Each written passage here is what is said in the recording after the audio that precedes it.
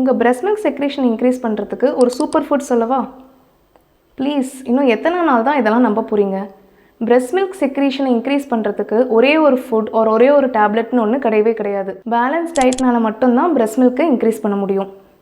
குழந்தை டெலிவரி ஆன உடனே நேச்சுரலாகவே breast milk எல்லாருக்கும் செக்ரீட் ஆகும். பட் அந்த சப்ளை டெய்லி மெயின்டைன் பண்ணுறதுக்கு அண்ட் அதை இன்க்ரீஸ் பண்ணுறதுக்கு நீங்கள் கொஞ்சம் எஃபர்ட் போடுற மாதிரி இருக்கும். டெய்லி பண்ண வேண்டிய விஷயங்கள் அப்படின்னா ஃபஸ்ட்டு தண்ணி. ஒரு நாளைக்கு 3.5 to 4 லிட்டர்ஸ் தண்ணி குடிக்கணும். ஃப்ரூட் ஜூஸஸ் ஹோல் ஃப்ரூட்ஸ் வந்து டெய்லி எடுத்துக்கணும். நட்ஸ் எடுத்துக்கணும்.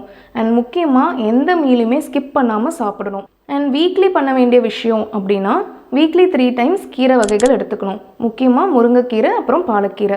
அண்ட் ப்ரோட்டீன் சோர்சஸ், நான் வெஜிடேரியன்ஸாக இருந்தால் முட்டை, மட்டன், ஃபிஷ் இது எல்லாமே வீக்லி 3 to 4 டைம்ஸ் உங்கள் டயட்டில் சேர்த்துக்கணும். வெஜிடேரியன்ஸாக இருந்தீங்கன்னா பருப்பு வகைகள், சுண்டல், பச்சைப்பயிறு, தட்டைப்பயிறு இதெல்லாம் வேக வச்சு எடுத்துக்கிறது இது எல்லாமே உங்கள் டயட்டில் ஃபாலோ பண்ணணும். இது கூடவே நம்ம கேலக்டோகாக்ஸ்ன்னு சொல்கிற பால் செக்ரீஷன் இன்க்ரீஸ் பண்ணுற சில ஃபுட்ஸை வந்து சேர்த்துக்கலாம். ஃபார் எக்ஸாம்பிள் கார்லிக், பூண்டு ஒரு 5 to 6 வந்து ஒரு நாளைக்கு எடுத்துக்கிறது.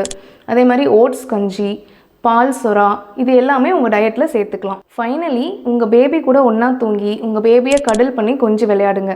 தேவையில்லாத ஸ்ட்ரெஸ்ஸு, சண்டை, விரதம் இருக்கிறது, அன்னெசரியான ட்ராவல் இது எல்லாத்தையுமே அவாய்ட் பண்ணிக்கோங்க.